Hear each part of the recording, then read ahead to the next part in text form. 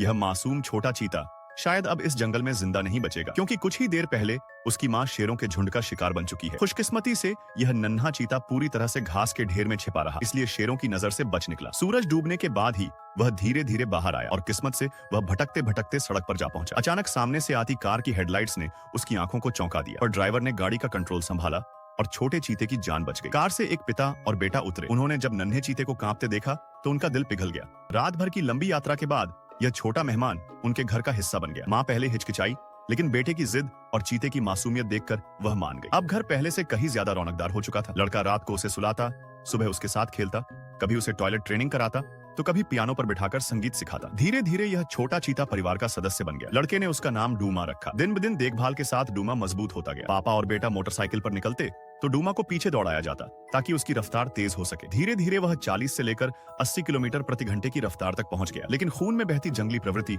यह याद दिला रही थी कि एक दिन डूमा को वापस जंगल जाना ही होगा। पापा ने तय किया कि अगले हफ्ते कैंपिंग के दौरान उसे वापस उसी जगह छोड़ देंगे। और एक शाम डूमा चुपचाप पापा के सामने बैठा रहा।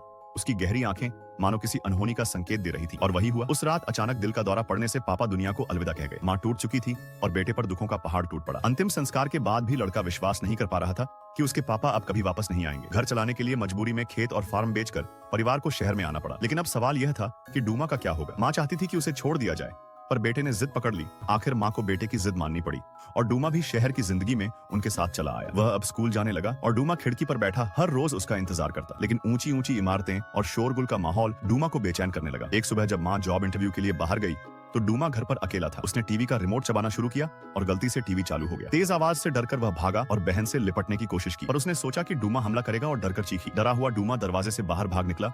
वह सीधे उस दिशा में जहां वह छोटा लड़का पढ़ाई कर रहा था। पर यह मासूम दौड़ते दौड़ते फिर से एक नए खतरे में